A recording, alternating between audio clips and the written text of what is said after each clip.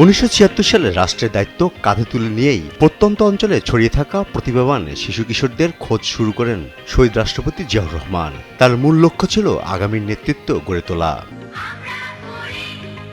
নতুন কুড়ি থেকে ফুল, সেই ফুল ফোটানোর স্বপ্নদ্রষ্টার পুত্র বর্তমান প্রধানমন্ত্রী তারেক রহমান 2 দশক পর আবার শুরু করেছেন সেই কার্যক্রম। লাল সবুজের পতাকা পৃথিবীর প্রতিটি গ্যালারিতে পৌঁছে দিতে চান তিনি।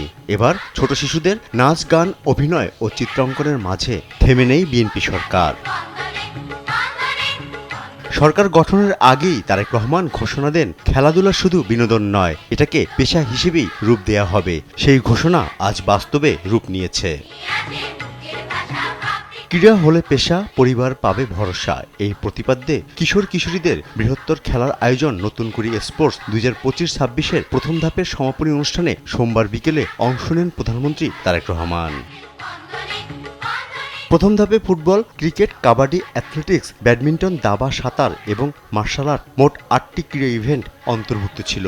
এসব খেলায় অংশ নিতে সারা দেশ থেকে আবেদন করেন 1,70,000 ক্ষুদে ক্রীড়াবিদ। Optical brighter, photo catalyst, active granule সমৃদ্ধ বসুন্ধরা পাওয়ার ওয়াশ। সেখান থেকে ধাপে ধাপে প্রতিযোগিতায় টিকে থাকে 1,440 জন।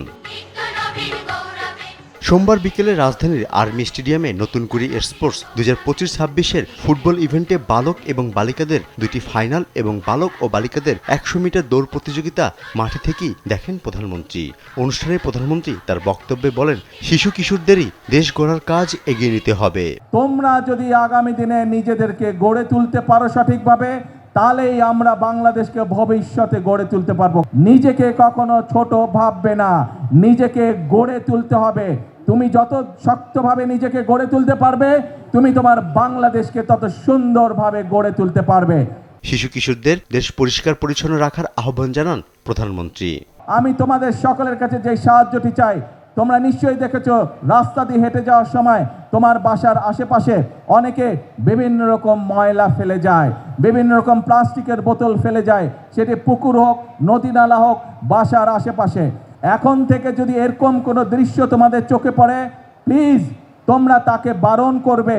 দরকার হলে সেই ময়লাটি তোমরা তুলে নিয়ে গিয়ে যেইখানে ময়লা ফেলার জায়গা নির্দিষ্ট, সেই জায়গায় ময়লা ফেলতে হবে। পরে নতুন কুড়ি স্পোর্টসের পুরস্কার বিতরণী অনুষ্ঠানে বিজয়ীদের মধ্যে ট্রফি ও পুরস্কার তুলে দেন প্রধানমন্ত্রী তারেক রহমান। ফররুখ বাবু, দেশ টিভি, ঢাকা।